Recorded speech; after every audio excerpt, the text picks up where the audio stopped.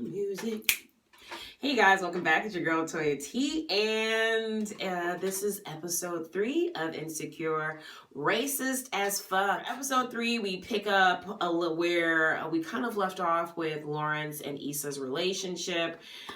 We start off in their bedroom. They're about to go to bed, and you can already see how tense it is. Like, the bedroom is not where the magic is happening because they are not communicating. And so Issa's in the bed and she's ready to read, and Lawrence comes in and turns the light off, and she's like, what's going on? I was going to read. And you can see this little very awkward dance happening between the two of them because he's offering to sleep with the lights on, and she's like, I can go in the living room and read. And they're just obviously tiptoeing around each other, which makes it, you can just feel the tension. But I just like how real it was because they showed you kind of how, without telling you, that their relationship was still very, very tense, even though Issa was back home and they were sleeping in the same bed. I mean, through the night, you see them tossing and turning, and then they wake up and they just kind of look at each other like it's morning, and just go.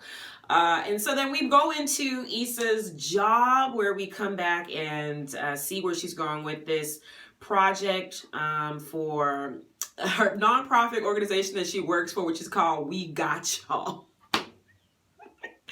I mean, it just sounds like the stereotypical kind of like urban youth program that you will find. We got y'all, I got your back, like big brothers helping big sisters, like I've never heard of that, but anyway.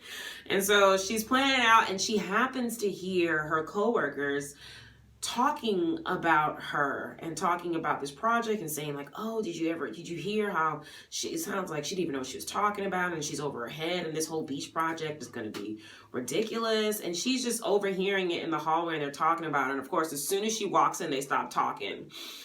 And the coworker that she's been working with actually, apologized. She's like, oh, I'm so sorry. Like, and she's like, Issa asked her, were they talking about me? Were they talking about the project? And her coworker tells her, yes, and I'm sorry that I didn't tell you. And, they emailed me issues about the beach project. And she's just so upset because she's like, why are they emailing you about the project that I'm spearheading? And so it's crazy because it really shows that work aspect of it, like her tensions at work too. Like, it's just not tensions in her love life and personal life, but it's also in her, it goes over all parts of her life where it's just a lot of tension. Like, you should say something, and the other person knows they should say something, but people aren't talking to each other. And so from that, Issa goes home and just starts complaining to Lawrence as he's getting ready for another job interview, and he's just being a supportive boyfriend and listening to her just rant about like, they're having secret white meetings about me and talking about me, and this is just ridiculous. And one time I mess up and they're sitting there giving me shit, but the other,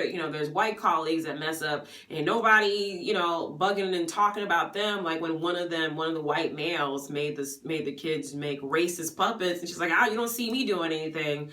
And then when Lawrence asked her why she didn't say something to her boss, she's like, I don't want to seem needy. I don't want to seem like I'm complaining. And so she decides that she's going to make this the best beach day ever if she has to force it on them.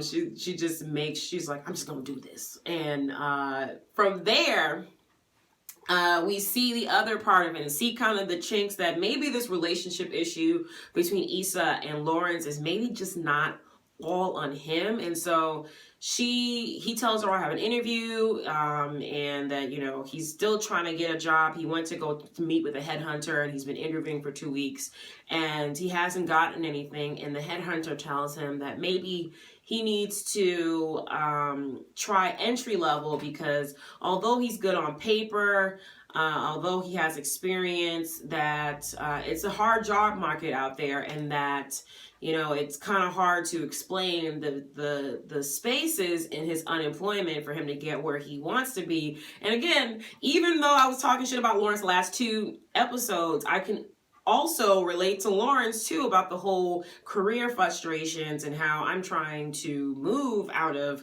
teaching into administration, but going to grad school, I've been trained to be a teacher, and so I don't have the skills to automatically move into these administration jobs. And it's frustrating because I get to, you know, these interviews and then it goes to someone else and it's like, oh my gosh, just give me a chance. I just need to get my foot in the door. And it's a lot of discussions about, you know, where do I start off? Do I start off at the bottom or entry level? But how do I even get in there when I'm already, you know, highly educated and somewhat overqualified for some of these things? And so I can understand his frustrations. And he's like, you know, I don't want to do an entry level. Like, if it's a good job, I'm willing to wait. And Issa's like, well, I agree with her that you should do an entry level. And he flips out on her like, yo, like, you're not even paying attention to me. Like, you, ever since you've come home, like, you just haven't been, you know, you just haven't been listening. You've just been complaining. You haven't, you know, been invested in listening to what I'm doing.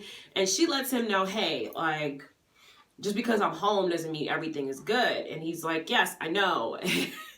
So I just love that their relationship, just because at the end of episode 2, she went home and they seem to have, she stopped avoiding him and came home, that their relationship issues weren't wrapped up in that one episode. So I'd love to see how it gets resolved or where it goes from throughout the rest of the episode. From there, we go and we meet up with Molly, and Molly and Issa are going to what I would like to call bougie black people meetup. And I can say that because I have bougie black people friends. It's not racist and it's not classist. It's just the way it is, you know, when you are, especially for people out there who are watching, who are a part of the talented 10th, you know what that means.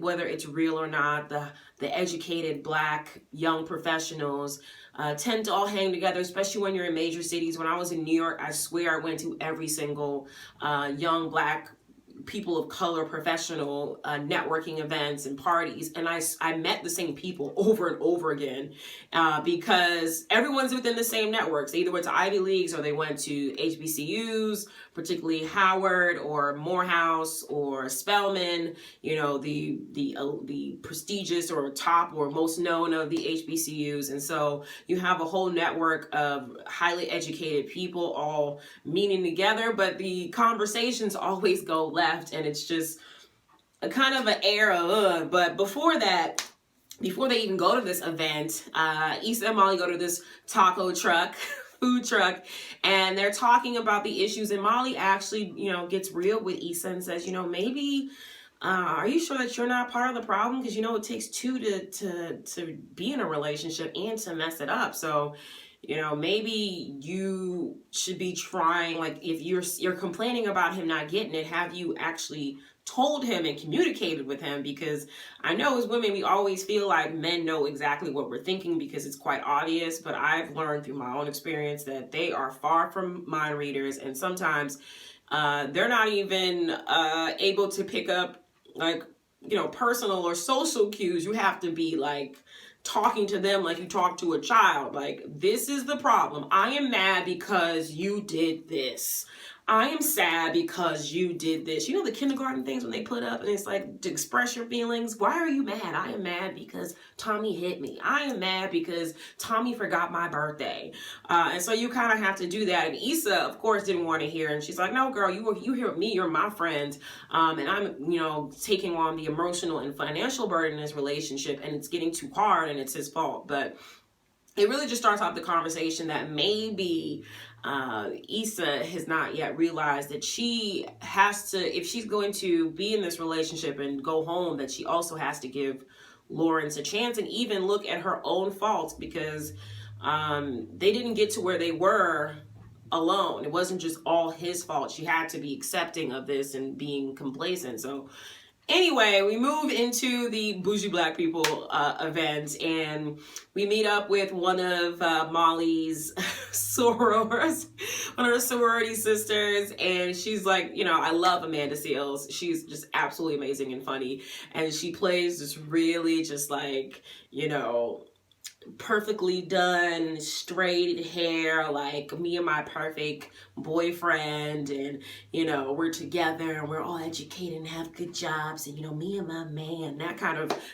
friend. I know everyone has one of those friends that just seems too perfect. They meet up with her, and they meet up with her boyfriend and another friend of theirs, which is the drunk friend, the drunk, super hypersexual friend that always trying to find a man, always trying to get a man, always trying to get to the open bar and a drink. And so that was the whole joke of that. And they're all talking, and Molly mentions that Jared is coming, the guy that she was dating, the one that she met in the first episode with the broken pussy problem, and he walked off, and then she met him again at the end of episode 2. And so he comes to meet her friends, and she wants them to vet him for her. And as they're talking, they find out he's real cool, he's nice, but they found out he didn't go to college. And it was just like, record skip, like, oh my gosh, he didn't go to college. But I think he handled it pretty well, like saying, like, I didn't go to college and it's fine. But they did get into a conversation before he got there, how, or when he got there, that educated black men, especially those, and I know this, if you want to know about it, check out the types of fuckboys, the 5 types of fuckboys that you will encounter, or at least I encounter. And that, number 1 for me is the talented 10th fuckboy, the one that is highly educated, that has the Ivy League degree and maybe a secondary degree. Maybe he has a master's, an MBA, a PhD, a doctorate, a JD. He has one of those things, but pretty much after that feels like he is God's gift to women, and they should be thankful just to even come close to his penis. Like, as they said, that they come off of the air of, you should be thankful to suck my dick. And it's like, that was hilarious. This sounds like talk that I have with my friends. Again, this is why I love this show so much. And so as they're going through all of this, it really becomes like really personal, and especially, for me, because again, like I tend to say, like, I don't want to date anybody who doesn't have at least a college education. And I actually went through this recently with a guy I met who, he had a job, but he was like, I didn't go to college. And I was just like, I don't know if I can, I don't know how this is going to work out. And I can kind of see my own biases through watching this, although it's a TV show. I mean, come on. I have like a lot of degrees, and it's kind of hard to not, I just can't. I'm trying, but I can't. But I understand Molly's frustration, but I also see the flaws in her logic. But she was still feeling Jared at the end of the party. He handled himself very well among the bougie black folk. And so after that, we come up and see Issa, and she's taking the kids to the beach. And of course, back to her white coworkers sitting there talking about her behind her back, about how the kids are unruly and this was a bad idea, and why don't we just go someplace else. And so Issa's really feeling tense about this. And when they actually do get to the beach, it turns out to be pretty great. The kids love the beach. They're playing around in the water. They're cleaning up. They're, making sandcastles and are really, enthusiastic about it. And then all of a sudden the coworkers turn around. It's like, oh my gosh, that was a good event. And Issa's like, yeah, I know. Like, come on. And kind of just finally owned it. And even for the coworker that was working with her on it, the one that was supportive, she apologized for, allowing the back talk about Issa and this project. And she's like, let me take you out for drinks. And at first Issa's apprehensive, but then she realizes that this girl is trying. She made a mistake and she apologized, and she's actually putting out the olive branch. And that if she wants to heal these kind of things and kind of ease the tensions and make things and have a good working relationship with her coworkers, because she was so upset about them talking about her, she has to take that olive branch. So she does that, particularly after the one Indian girl in the office who was talking shit about Issa and this project behind her back, all of a sudden wanted to be down. She's like, oh girl, you know how they treat us. And then of course we get Issa's epic, rap to the bathroom mirror talking about, girl, you just because you brown, now you want to be down. I love it.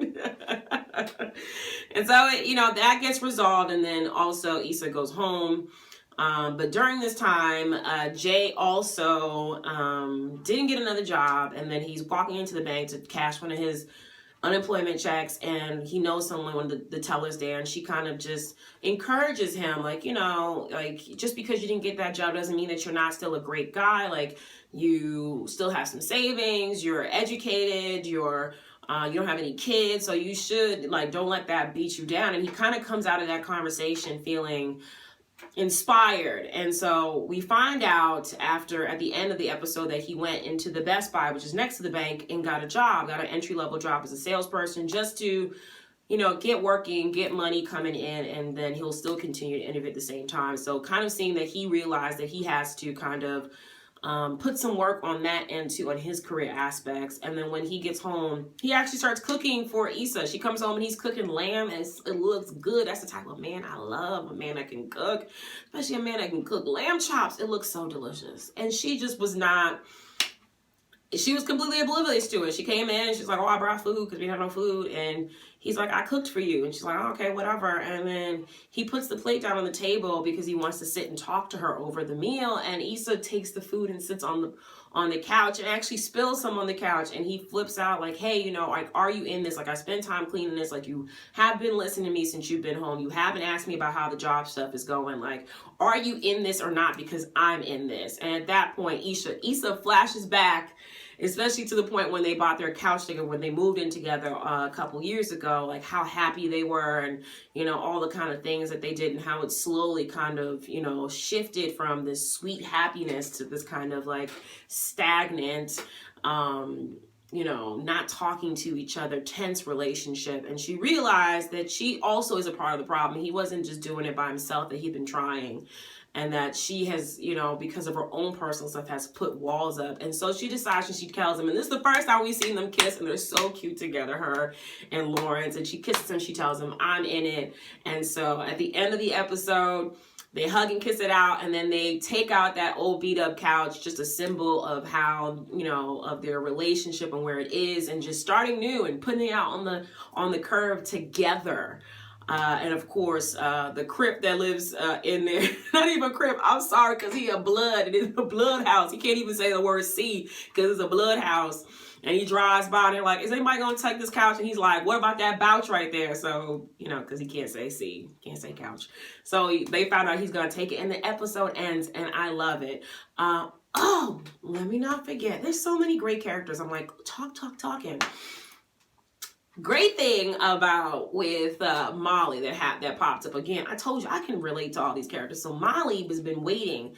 I don't know if I mentioned this. She's been waiting to get on this super exclusive dating app called The League, that only is, it has a waiting list, and they vet everybody, and it's only for the professionals, the young professionals of color. And so she finally gets something that says she gets in, and of course she immediately calls Jared, the guy that she brought to the Black Bougie event, and didn't, he was cool, and he kissed her, and he loved, he's all cool and stuff, and she liked him, and tells him that she just wants to be friends because she's on the way to meet up with one of these talented 10th brothers. So we'll see how that works out in the next episode.